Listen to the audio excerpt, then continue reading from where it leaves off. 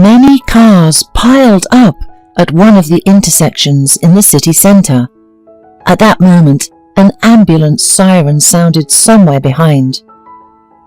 Almost synchronously, the drivers of the vehicles pushed to the sides as much as they could to create a free corridor for the ambulance to pass through. But an expensive car completely blocked the passage for the ambulance and did not even try to move.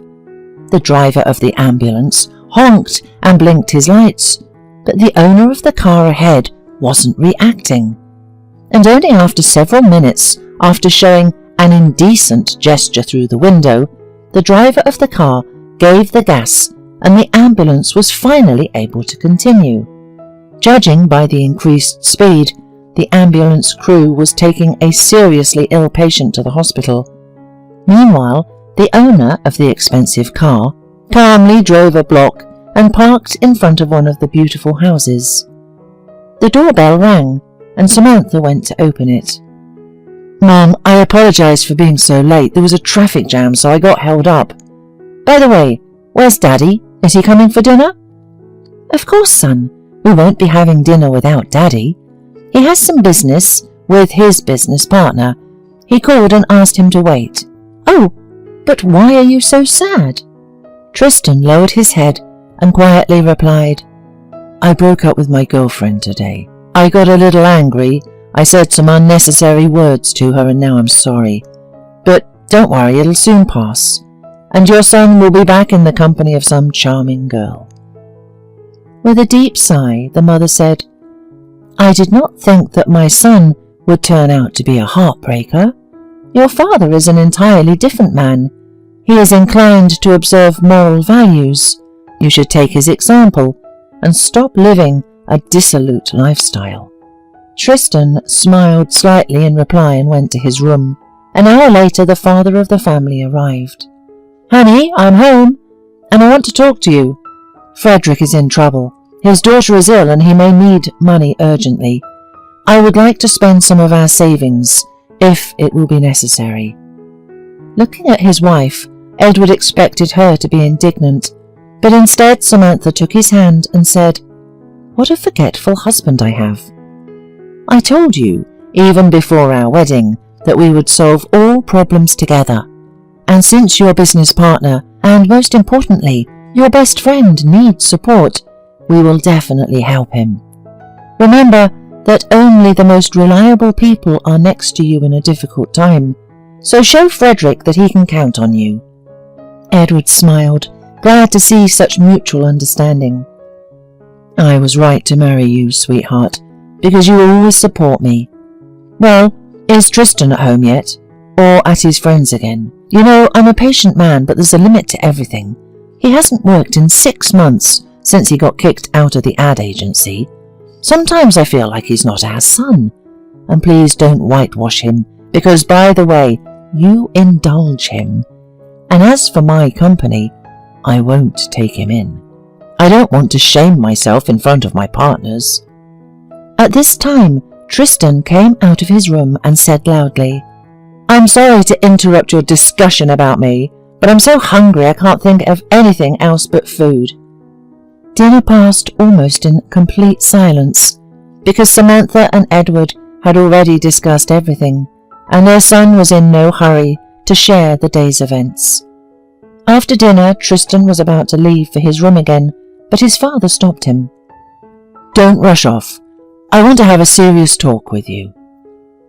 Taking the hint, Samantha headed for her bedroom. "I'll watch the show while it's on TV." After closing the door behind her, Edward continued, "Tristan, you're a big boy and should already take responsibility for your life and achieve at least some goals. Aren't you ashamed in front of your own friends that you still live off your parents?" Tristan lowered his head sadly and said, "I already tried to work, but it didn't work out. You know why I was fired, don't you? Then why all this talk again? I told you I'm going to find a source of income, and I am already in the process. Don't worry, it'll be okay in the end. By the way, do you know anybody in the police department?" Edward suddenly shuddered. Well, I know a man. Why are you asking? Have you done something wrong? Tell me, son, otherwise it'll be worse. You know, I won't cover it up, but if you're innocent, I'll do everything I can to keep you out of trouble. In response, the son said the first thing that came to mind. Well, I just, recently ran a red light, so now I'm worried about the fine. Edward exhaled heavily. Oh, I even felt relieved because you scared me, son. Don't do that again. If you run a red light, it was a bad thing, and you'd better watch out. But I think we can work it out. I know people in the police, so I don't think there'll be a problem. In general, you have to watch the road and obey the rules.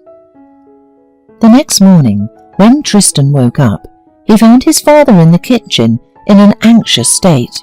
He was talking excitedly on the phone and looking out the window. Yeah, I'm so sorry, Frederick.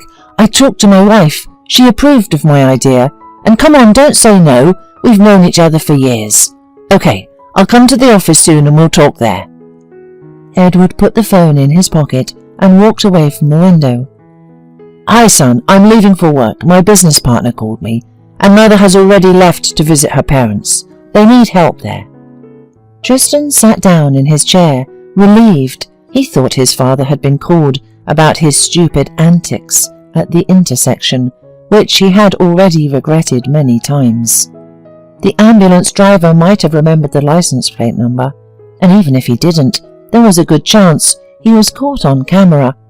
In general, his silly prank could turn into a huge problem, especially since the car was registered to his mother, and she will be the first person whom they call. Although Tristan's father asked him to start looking for a job, Tristan spent the whole day in the company of his friends, where he absolutely forgot about the ambulance and his job search. At 10:30, Tristan arrived home. His father was sitting in the kitchen and talking to his wife. Hi, everyone, and not to raise any unnecessary questions, I haven't found a job yet, but I promise I'll definitely get a job this week. Sitting down at the table, Tristan slid a platter with cheesecake to him. I'm so hungry, Mum. Thanks for your speciality cheesecake. Edward turned to his wife and continued. Well, like I said, Frederick needs help. I do not know how it could happen. Poor girl. Hearing the name of his father's business partner, Tristan asked, Is something wrong with him? Dad, you run the company together. Now we have to economize because of him. The father raised his eyebrows and said, You certainly don't have to do anything, but I have to help a good man. I can't abandon him in his time of need. Frederick's daughter was taken to the hospital yesterday. She was in urgent need of medical attention. And by the way, some fool blocked the road, can you imagine? Because of this silly prank, valuable time was lost. Her condition has deteriorated sharply, and the chances of recovery with it. I don't understand what the police are doing.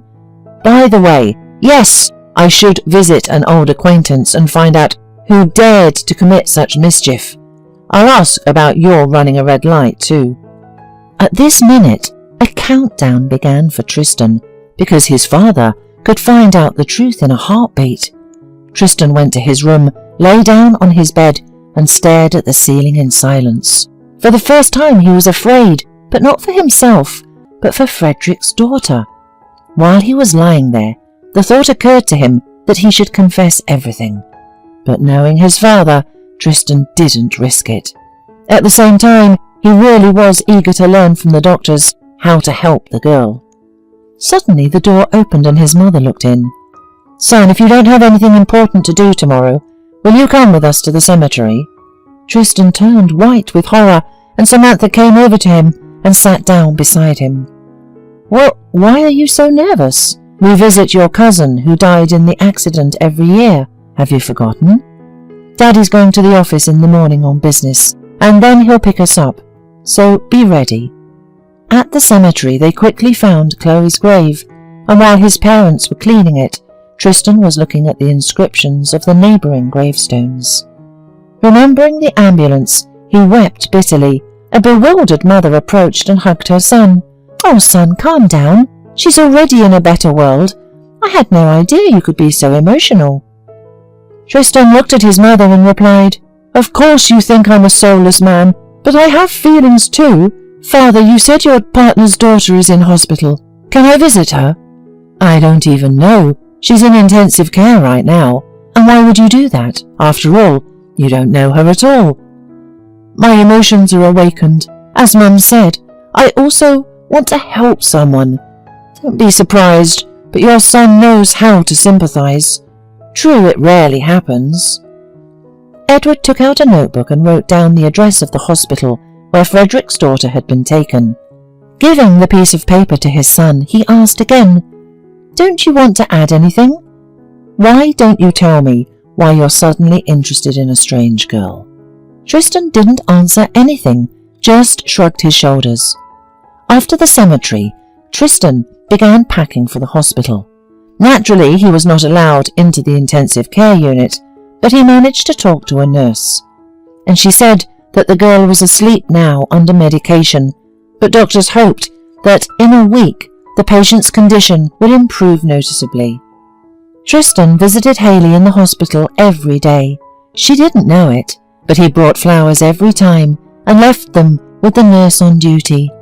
A week later, as the doctors had predicted, Hayley regained consciousness. And the first thing she saw was Tristan's face behind the glass divider. At that moment, a nurse came up to her and completely obscured her view. The guy stood there a little longer and left. He stayed away from the hospital for days, wondering what to do. Eventually, he decided to confess to the girl and ask her forgiveness. But Tristan was out of luck. Just outside her ward, he bumped into his father and Frederick. The father looked at his son with great disappointment and pain. "Well, son, come on in." The father pulled a folded sheet of paper from his briefcase. "Here's your car number, the ambulance and the exact time. Do you have anything to tell us?" 3 pairs of eyes looked at him. "Yes, I was the one who didn't miss the ambulance at the intersection. I don't know what got into me then. I was angry. I really regret what I have done. Forgive me for such a foolish behavior, and I am ready to suffer the punishment I deserve." Frederick and his father looked at each other, and then at Hayley. "Well, what do you say? Can you forgive him?" The girl hesitated and then replied, "I think yes. Just give him to me to re-educate him." Frederick looked at his daughter. "All right, let him work off the damage he's done." Tristan's father even laughed. "Well, now at least I won't have to look after him. Maybe we'll go to the sea with Samantha. We haven't been there for a long time."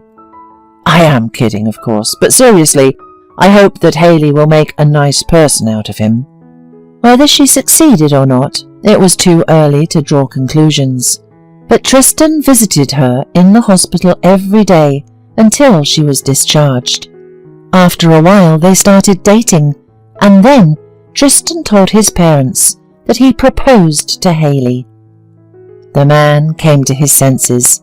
He finally got the job he enjoyed and was no longer a troublemaker.